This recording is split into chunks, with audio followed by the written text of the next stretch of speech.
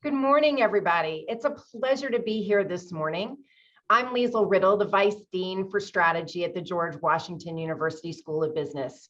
We are happy to sponsor today's program with Conscious Capitalism DC and Leadership Greater Washington. At the GW School of Business, we challenge our students to grow and evolve into thought leaders within our community. Today's program will discuss the topic of stakeholder orientation. We hope to educate, inspire, and connect all of you. We look forward to partnering with Conscious Capitalism as well as we all continue to grow as thought leaders in the conscious business framework. With that said, I'd like to turn it over to Amanda Karst, leadership coach from AO People Partners and Conscious Capitalism DC's program chair. Thank you, Dr. Riddle. Good morning, everyone. I'm Amanda Karst, a leadership coach with AO People Partners. AO is a coaching and consulting firm dedicated to inspiring and supporting the conscious practice of people development in the workplace. And as Conscious Capitalism DC's program chair and member of the Founders Circle, it's my pleasure to be here with all of you today. And we're gathering as part 4 in a 5-part series in partnership with Leadership Greater Washington, fondly known as LGW. LGW, I hope that most of you, if not everyone knows, is one of the premier leadership organizations in DC. Its members are known for their consciousness and commitment to a better world. And so on behalf of LGW and Conscious Capitalism's Board of Directors, I welcome all of you to today's event. You know, we are on a mission, and that mission is to spread the word. We're on a mission to grow a community. And as we work to inspire, educate, and connect conscious leaders throughout the region, we need your help. If you would please use these handles and hashtags to spread the message from what you're hearing today, as well as what you've heard in our past series, that would be much appreciated. If you're not already familiar with the conscious capitalism movement, it's a way of thinking about capitalism and business that better reflects where we are in the human journey, the state of the world today, and the innate potential of business to make a positive impact on the world and be a force for good. Conscious capitalism provides a framework to support business leaders and growing as conscious leaders while they elevate humanity through good, ethical, and noble business practices. Together, conscious businesses will help evolve our world so that billions of people will flourish, leading lives infused with passion, purpose, love, and creativity. The conscious capitalism philosophy is rooted in 4 tenets. They include higher purpose, stakeholder orientation, conscious leadership, and conscious culture. Today, we're focusing on stakeholder orientation, and critical to achieving one's higher purpose is to value and care for everyone that touches your business. This includes employees, customers, suppliers, investors, society at large, the environment, and sometimes that even includes your competition. We believe that creating win-win-win outcomes for all who are impacted by your business decisions is the conscious way of doing business. So, what does it mean to you and your organization to have a stakeholder orientation? Well, we're going to begin today's program in small groups, and shortly you'll be invited to join a breakout group. So please introduce yourself and explore what it means to have a stakeholder orientation. We'll have about 12 minutes for the breakout group, and you'll see a cue from our moderator behind the scenes, Charlie Kerr, when time's almost up. Welcome back, everyone. I see we still have some folks joining us from breakout groups. That's great. Must have had some wonderful discussions We'd love to hear from our audience. You sharing your thoughts about stuff that you chatted about during the breakout room. Go ahead and drop that into the chat box while I introduce today's panel. I'd love to introduce, it's really my pleasure to introduce our Conscious Capitalism DC Executive Director, Christina Bentport Johnson. Christina will tell you that love and service drive her, and for more than 10 years, she's worked as a C-suite executive to secure safe and suitable housing for individuals and families across the region. Most recently, Christina served as Chief Operating Officer for the Warrenton Group. And prior to that, she worked at the intersection of health and housing as the Executive Director at Rebuilding Together Montgomery County.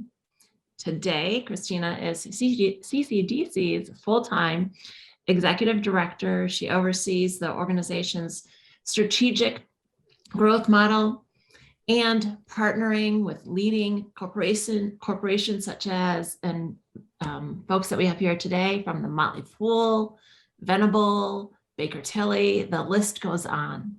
She brings a smile and candidness to every conversation, and we're so glad to have her facilitate today's discussion. Welcome, Christina. Thanks so much, Amanda. And thank you everybody for joining this morning. We are going to have a great session. And as we get started, I think right now I might be on camera and you're looking at me, but eventually we'll be pinning the camera to the group so that you all can see us interact. But Amanda, thank you so much for that warm welcome. And thank you for setting the stage for our fourth session of this Business as a Force for Good series. As some of you all know, Amanda actually was our previous executive director, so it's really an honor to follow in her footsteps with this great chapter. And so I'm excited to be here to help guide today's discussion and conversation around stakeholder orientation with our special guests, Dr. Joseph Wright and Jake Brody. And so we are going to actually pin the camera now so that you all can see all three of us as we converse. And I am going to get started with introducing Dr. Joe Wright. He is actually the Chief Health Equity Officer of the 13 hospital system at the University of Maryland Medical System. He previously served as a tenured professor and chair of pediatrics at the Howard University College of Medicine and as a senior vice president within the Children's National Health System. And there he provided strategic leadership for the organization's advocacy mission, public policy positions, and also their community partnership initiatives. Dr. Wright provides national leadership throughout his organization in advocacy and governance and governance service actually to health and human service entities. He's worked with Association of American Medical Colleges and the March of Dimes. And he also previously served as the Obama administration appointee and has recently been appointed to the National Academy of Sciences, Engineering, and Medicine Study Committee on addressing the long-term impact of the COVID-19 pandemic on children and families. Welcome, Joe. We are glad to have you here this morning. That was like a lot. I tried to get that out. You are so talented and engaged with so many organizations. I sort of got tongue-tied there, but I'm so glad to have you here. And Jake, it's also a pleasure to have you. Jake's on our board at CCDC, and he serves as the managing director and leading Accenture's interactive business segment across the South Market unit in North America. As a senior strategic business and client leader, collaborator, and innovative thinker, Jake possesses expertise in growing businesses, delivering enterprise and strategic transformations, leading inclusive and diverse teams, and also driving digital and business disruptions. And so, as you all can hear, quite an impressive group we've got this morning for you. Certainly a change of scenery. This is not GW's big facility, but we have managed to keep top-notch talent in the room and conscious executives talking to us. So that is great. Thank you all again for joining us. So without further ado, we did some breakout sessions, and in those sessions, folks were able to talk a little bit about stakeholder orientation. If you don't mind, to get us started, if you all would each tell me a little bit about what it means for you all to have stakeholder orientation inside of your organizations, sort of what it looks like and feels like, and I'll just give you about 7 minutes each. So who wants to go first? Tag team? Jake? Joe? Toss a coin? Sure. All right. I defer to, he's more esteemed than I am. No, there we go. please, hardly. Well, great. Can everyone hear me? Okay, excellent. Well, obviously, I'm in the healthcare sector, and I'll choose 3 pillars of stakeholder orientation to focus on. When we talk about customers, patient experience is primary. And in fact, the payment model for hospitals in Maryland is driven by the patient experience. There is a platform called HCAPS. I won't get into the long acronym, but basically the experience of individuals coming through the healthcare system is what drives the payment of hospitals. And 50% of the business model that drives the economic support of healthcare systems is literally driven by the patient experience, the customer experience. The second domain, the employees, which is very apropos given the last 18 months and the large number of individuals who are leaving the workforce because of the stress, the unprecedented stress that we've experienced, is something that has really come to the attention of leaders. And we are having to exercise very innovative and frankly, unprecedented mechanisms to retain workforce. And this is vital. Again, none of us have really experienced this kind of flight from the industry of frontline workers. And again, this is a space that has really required a great deal of ingenuity, a great deal of investment in professional development. And so that is something that I just want to highlight as a principal pillar. And then lastly, the societal pillar. I am someone who has spent a career focused on health equity before it was a thing. And It's definitely a thing right now, Joe. Right. And I'll share an experience that we're going through right now as a health system in identifying literally the clinical care models that are rooted in historical inequity and unwinding those practices that systematically deliver inequitable care is absolutely the obligation of health systems to correct. And the last thing that was discussed in our breakout group that is also at the societal level is community engagement. For the most part, academic health systems, which is the sector in which I've grown up, are not-for-profit entities. And as a result of that, as a result of having property tax breaks, as a result of being able to execute on philanthropy, there is an expected obligation, a responsibility to deliver community benefit.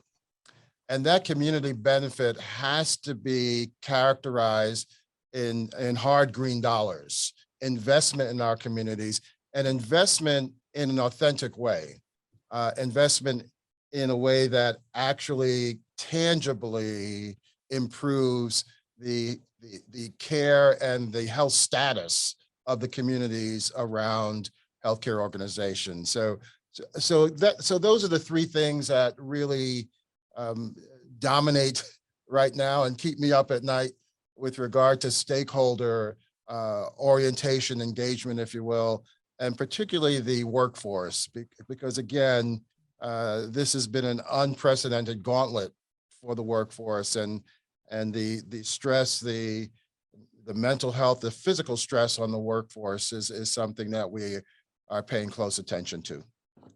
Thank you, Joe. So Jake, we just heard Joe talk a little bit about patient experience, the impact on employees, and his third focus, which is sort of the societal pillar or community benefit, is particularly in the healthcare space. Accenture is a gigantic company. You'll tell us a little bit about, I'm sure, how many employees you have when you get started. Tell us a little bit about what stakeholder orientation means to you and perhaps within, sort of the construct of Accenture and how you all work with clients or how they work with their clients and their stakeholders. Sure. No, thanks, Christina. And again, happy to be here and glad to see a lot of my LGW colleagues and classmates on the call and friends out there. And Joe, I was struck by your comments around in your space. It really is about the patient experience. It's driving stakeholder orientation. In the world that I live in at Accenture Interactive, we are all about the experience and what that happens to mean between the experiences our clients, they provide to their consumers, that we provide to our employees, that brands put in the marketplace. How do we help those clients reimagine, redefine, rebuild those experiences to drive value, both from a business standpoint, but also a societal impact? And so what I'm, really struck by this conversation and what I'm passionate about, so the tenets of conscious capitalism. Accenture is a global company, as you mentioned, Christina. We're 642,000 employees in over 130 countries. We're a $50 billion company. We're larger than some countries, and we have a major impact. And what we do, the work that we do on behalf of our clients, we probably in many places touch many of the ways in which you engage in your daily life. I spent a good part of my career in our federal business. We help to build out and deliver the student loan system. So if you all have kids who are applying for college and need student loans, you were using a system that was built by my colleagues and myself, in the early 2000s, and it's still running today, right? And I say that in the sense of there are things that we think about. How do you help deliver moments that matter in the work that we do? And how do you focus on your stakeholders to help them drive to their outcomes? So we talk about our clients, we talk about our clients' clients. Well, let's be clear, David will agree with me. We are a going concern, right? We are a public company. We're in the business of delivering profitable growth for our business. We also wholeheartedly talk about it as you can deliver profits with purpose, that you can be both value obsessed and values obsessed in how you engage with your clients and you engage in the marketplace. And it's through that lens. Someone asked me, how do you keep this large company sort of aligned to sort of central tenets, right? We talk about the tenets of conscious capitalism. I started in the firm almost 25 years ago.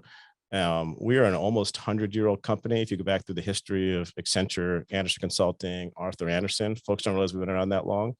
The core values that I started with when I joined are still here today, and we're here before then, right? Client value creation, one global network, respect for the individual, best people, integrity, stewardship. Now align all those core values to how we engage with our stakeholders. And it's really not all about shareholder value. It's about delivering real experiences that grow our clients' businesses and have an impact on their community. I think today there's a big challenge, right? Global companies, national companies, local offices. How do you make sure that we're also looking at the local stakeholder and the engagement that we're having in our local communities? We all read our history. You remember company towns. DC gets the bad rap of being a government company town. New York's about finance. I'm a Pittsburgh guy. My grandparents had a store in Indiana, Pennsylvania, right? Decimated when the economy's changed. Steel mills left Pittsburgh. Those company towns had to transform themselves. And you got to take pride in all those companies out there who said, hey, we're going to stick with where we are and reinvest in our communities because we can both deliver profitable growth for our businesses and, good lives, good jobs, good community development where we happen to be. And so what's exciting for what this movement and the folks on the Zoom today, I'm glad you're all here because I know you're all probably as well committed to thinking about how can we do more than what we do every day to help our local community thrive. And so for me, stakeholder orientation is really around, are you doing good and doing well for your business? Are you driving moments that matter? Are you, again, can you build out profits with purpose? And can you be both value obsessed and values obsessed? I think the answer is yes.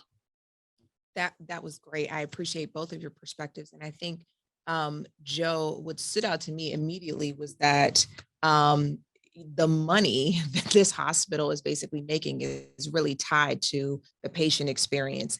And I think that is one surefire way of ensuring that people are paying attention to the patient experience. So you're actually tying money to real outcomes with regards to every stakeholder and the most important ones in your business, next to those who are also delivering the care. And then I think one of the things that you said, Jake, that I absolutely loved and will for sure stick with me, somebody needs to tweet this. You guys are at home and you have your cell phones out, tweet this for sure, but delivering moments that matter. I think that's incredibly important. And if we can put that at the forefront of all of our experiences in business, I think you take those little experiences and overall they end up being one great experience because you're focused on delivering moments that matter for every stakeholder. So guys, we are going to pop into a short breakout session. Once again, you all are going to go into your small groups. And what we're going to discuss is what is your current relationship with your stakeholders at your companies. Talk a little bit about how the company engages with each stakeholder. What do you think is the driver for employees inside of the company or entrepreneurs and intrapreneurs inside of the company actually to deliver the moments that matter for each stakeholder that you all have. Go ahead, Charlie Ann, if you don't mind, and please break us out now and let's get that conversation started in our breakout groups. We'll be back in about 10 minutes. All right, so are we coming back into our rooms now or from our rooms? So it's like cool seeing folks come in. I It's know. like, It's like they're teleporting in. Star Wars. It's Star Trek. amazing. Some All of a good looking sudden, folks there's over here Mahat. too. I see Mel. I see everybody. I see Kath and Debbie. Rasheem's got that fancy background. Stephanie's got a good window in her office. Chase has got awesome artwork. Hey, Beth. I miss you. Lois. Hey, Rachel. So good to see you, my friend. My mom says hello. Dan, good to have you. Jess, I see you over there. All right, we've got all our friends back in the pocket. Steve, you're walking around over there. I see you. You've got your blurred background. I miss you, Steve. Have you been traveling lately? Oh, did you see that? He turned off his background. I'm not commenting He's like, let me find anymore. a desk. Did you see that? I did see that. Steve, I can't believe you. I have very good circle relationships there. I Steve. know, you see that. Okay, guys, we heard some really great things in our, somebody said it's like romper room. That's funny. In our breakouts. And one of the things I think as I was eavesdropping on your conversation, Jake, that I heard was there was this shift. There was this shift that was happening and you all were moving from the performative to the substantive or the demonstrative. And I think, Joe, what I heard as I was listening to your conversation was that there was a shift happening as well. And you really felt that it was a generational driver that was causing the shift inside of your organization, and that young folks, people that were early on in their career, were driving the protocol reform within healthcare.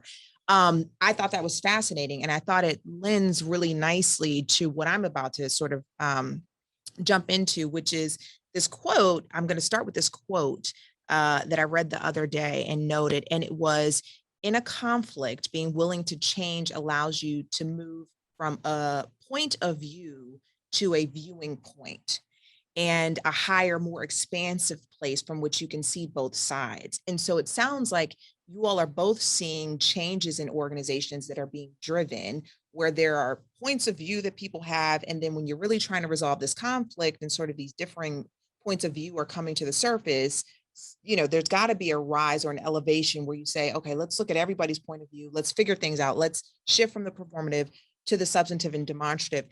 Tell me a little bit about how your organizations are navigating conflict with regard to stakeholder orientation, because Joe, in particular, you mentioned some touchy stuff, some race-based issues that are arising and coming to the surface with regards to health equity. And I think you all are facing some racist assumptions, quite frankly, inside of healthcare that are driving false premises about health outcomes.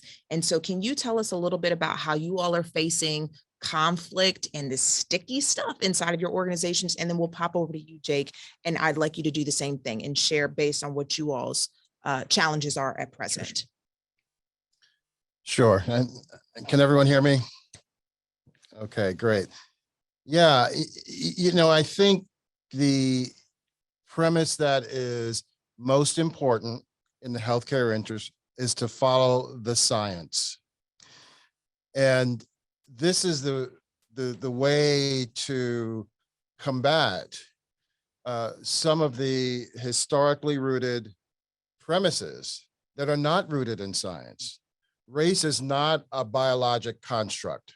It's a social construct. Yet there are many clinical algorithms, protocols that drive care and that result in disparate outcomes. And the industry is rampant with these kinds of protocols and algorithms.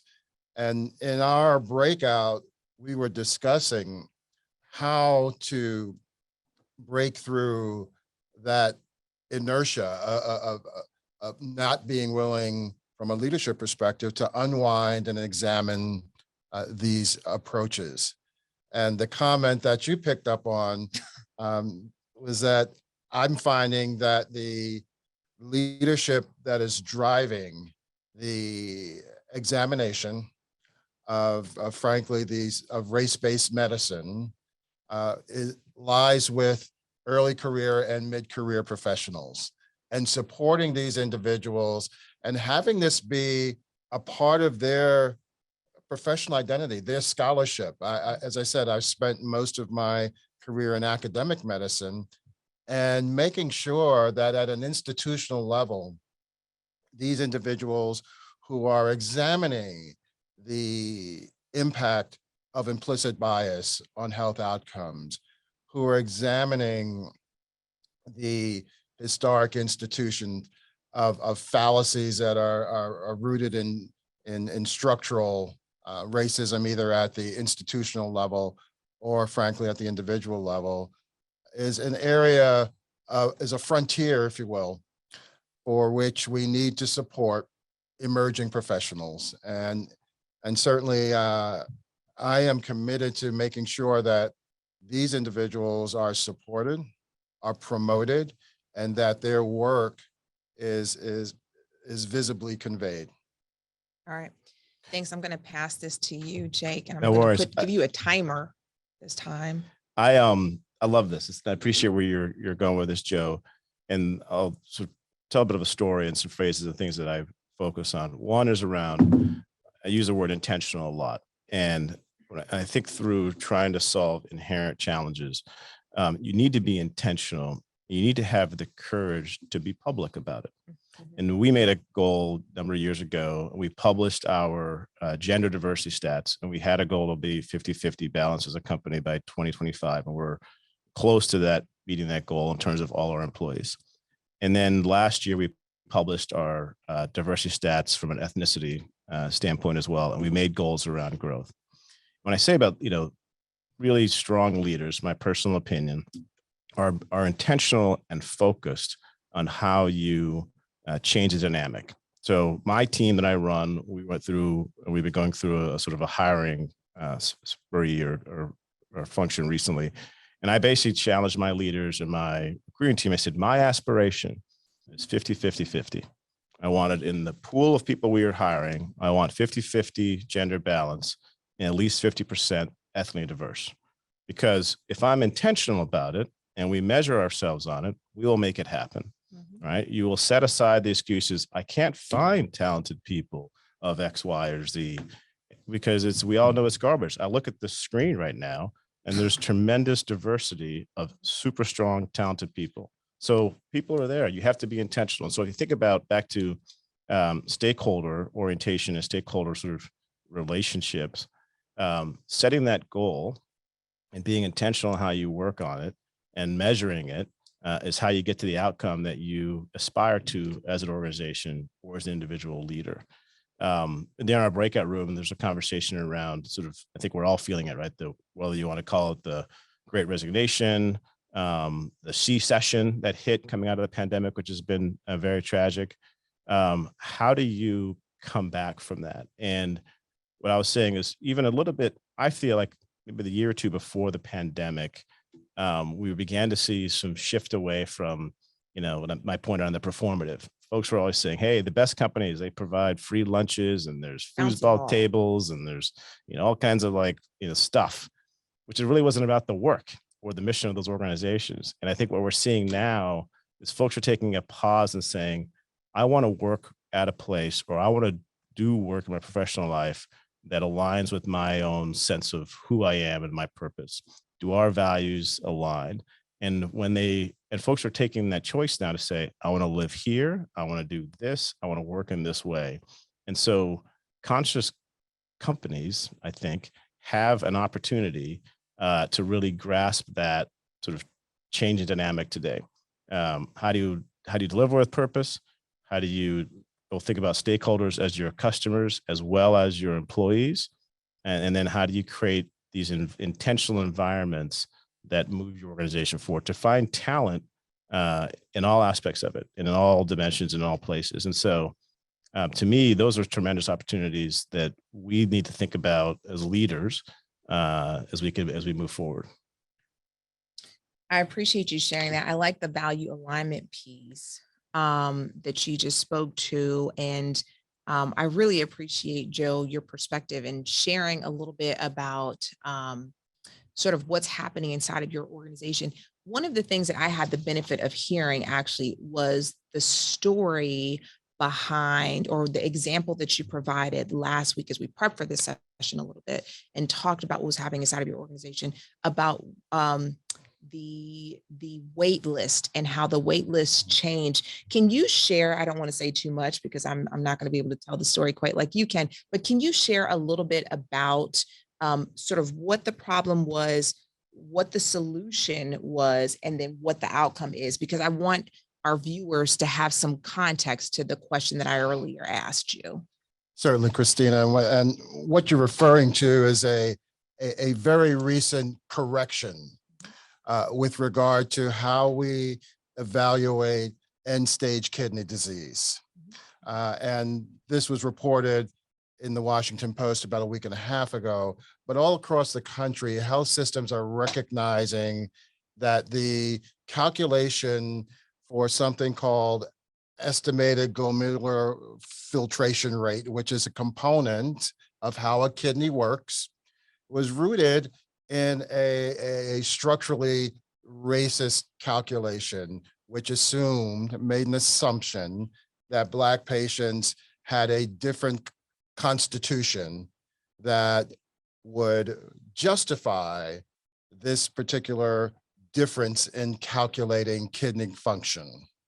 And as a result, Black patients with the same degree of kidney disease were not on the transplant list at the same rates, the same degree of need as other patients.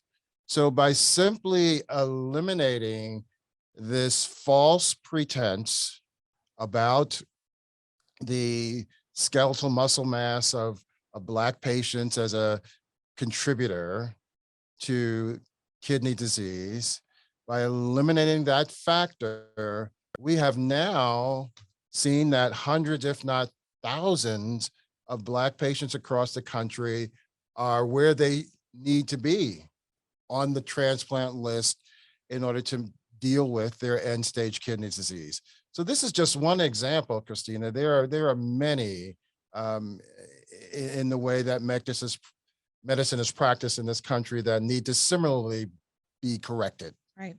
Thank you for sharing that story. Again, I think it provides context. And I think the net is actually that there is an intention to have real value alignment, again, with stakeholder outcomes and client patient outcomes for you all, and the same with Accenture, in being intentional, designed, measured, so that you can deliver the end results that you want to do. And it sounds like both of you all are doing that.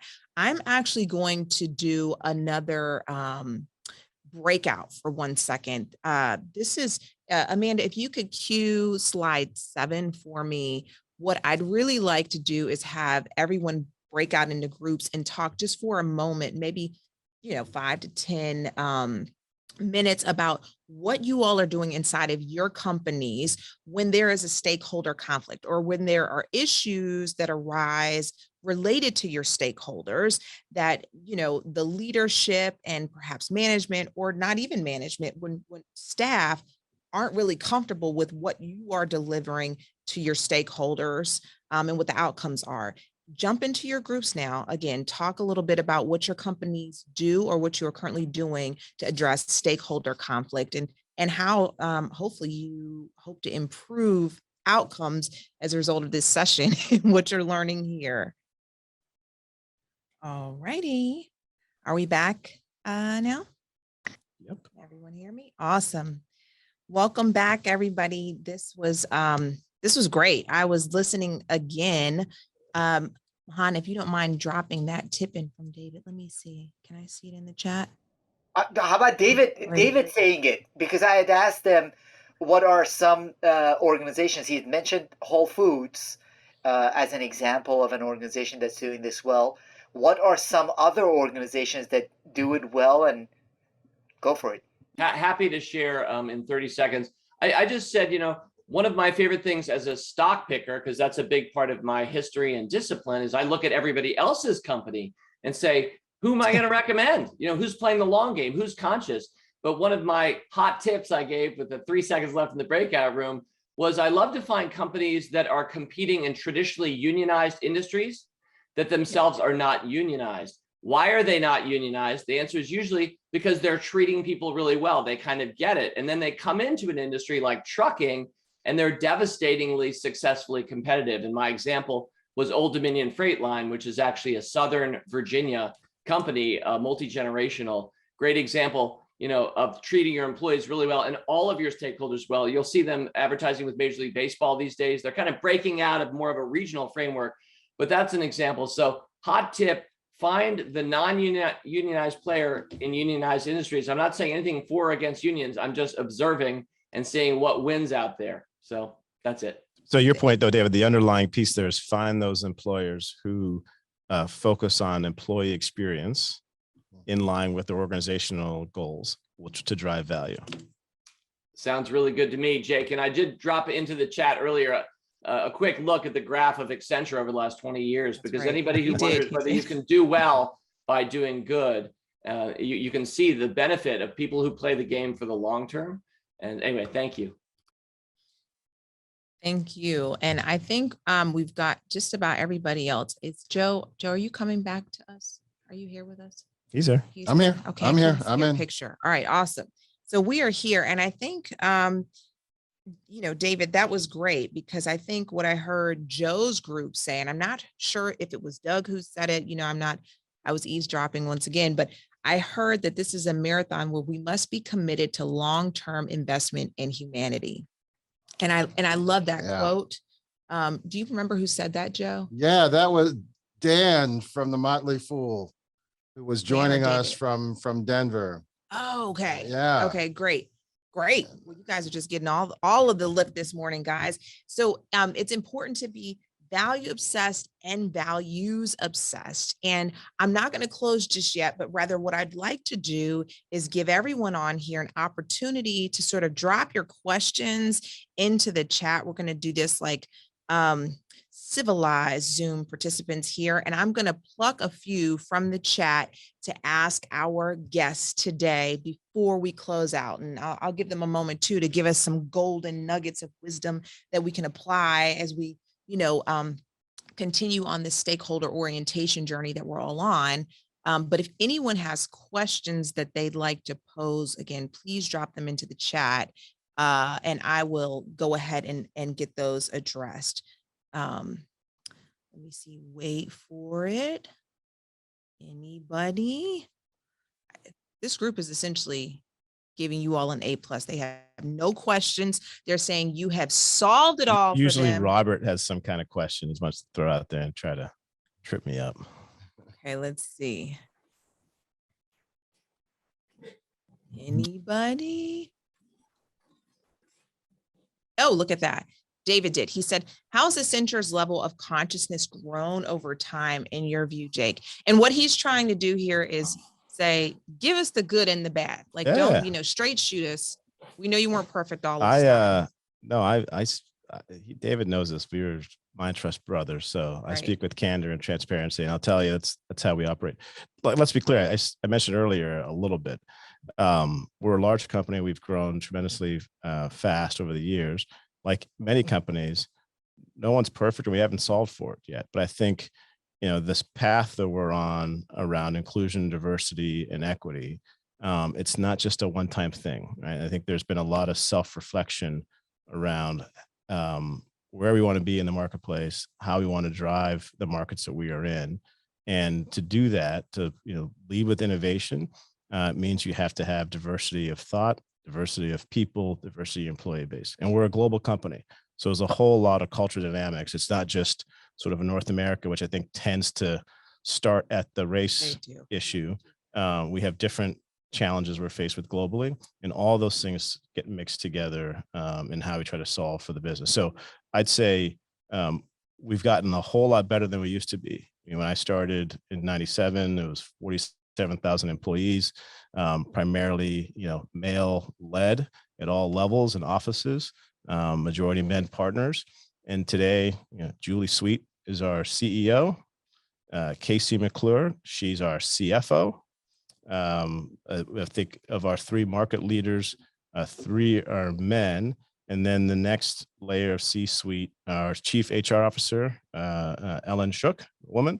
So it's interesting to see. I think we're probably one of the probably under 5 large major corporations to have CEO, CFO are women led.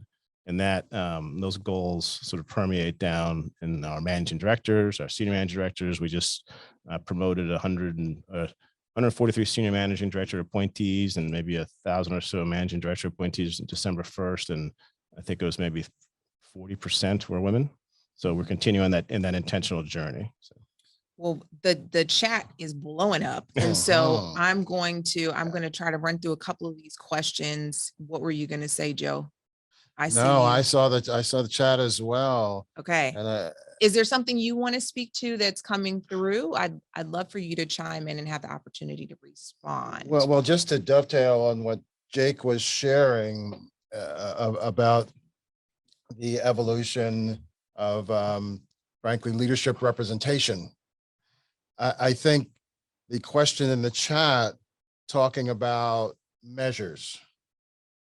I think that first we have to drill down on the understanding that there is a synergy that comes with diversity and inclusion, because all too often there is a belief that if you gain, I lose. The reality is that this work generates a whole that is greater than the sum of any individual part. And in doing this work, I think the measures have to be tied to outcomes. It can't just be an exercise in counting noses. And I don't mean to be disrespectful in any way, but it has to be tied to outcomes. And certainly when you start with stakeholder experience, customer experience, patient experience, through the continuum of engagement with a company in any sector, those are outcomes that can be easily measured. So in answer to Mahan's question in the chat. I appreciate that, Joe. I'm going to jump to the next question, actually, Mel. And here's what I'd like maybe even Jake, you to speak to. This is about how do you get stakeholders outside of your organization to adopt the tenets that you hold dear, one of which we know is stakeholder orientation? I think you've got to have the courage to be willing to share and talk about it openly, and lay out those aspirations and be clear on why you do things as a company, what your overriding sort of mission, vision, and the impact you want to have on your consumers, your customers, your stakeholders, and to share that in the marketplace. And I think that, I appreciate David highlighting Accenture's success, but then the success folks will want to emulate in a sense. That's one. Two, I think strong leaders then are willing to participate in various forums to champion those tenets. So, our C-suite are often involved in the Business Roundtable, the World Economic Forum. We are very proud of sort of our standings on sort of these various measurement points, whether it's Diversity Inc. or best workplaces. So how do you point to those things and keep taking the steps culturally and organizationally to run your business, in a way that I think is in alignment with what we talk about as conscious capitalism, and others will then want to emulate? Because why would you want to emulate a failing business or a Right. failing organization or folks whose purposes are, discordant to what you believe in? Right.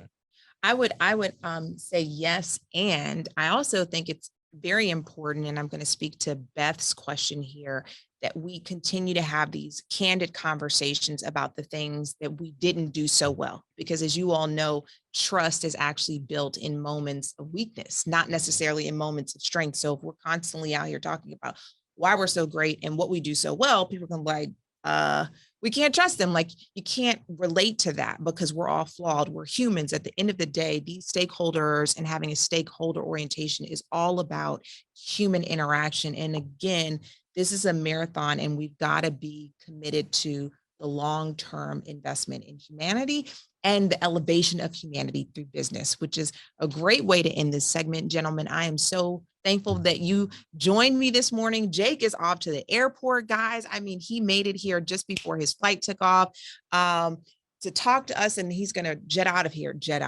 That was Eventually I get to the an airport. amazing pun there, jet out of here.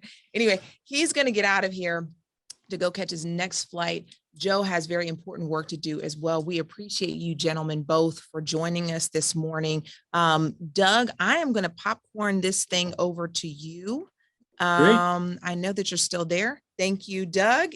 I miss hugging you, Doug. You're not That's here right. for me to hug this morning, but I'm glad that Oh. you're here. We'll do that soon. So, Christina, thank you for everything for today. I want to thank Jake and Joe for all their great words of wisdom. Thank you for being part of this this series that we're doing. And Leadership Greater Washington is very proud to join with Conscious Capitalism DC to create these opportunities for people to learn about conscious capitalism, to learn about ways to improve their organizations, their networks, and the region. So together, both of us, CCDC and LGW, are working to create that meaningful, measurable change that impacts lives across Greater Washington. We hope that everyone who was here today will do their part in carrying that message on through their networks, through their organizations.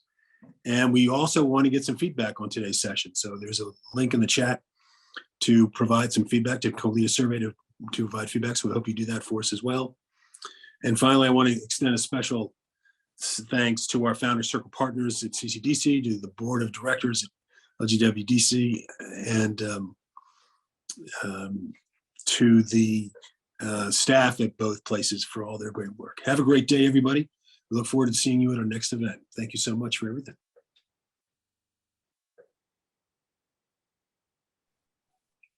See you, everyone.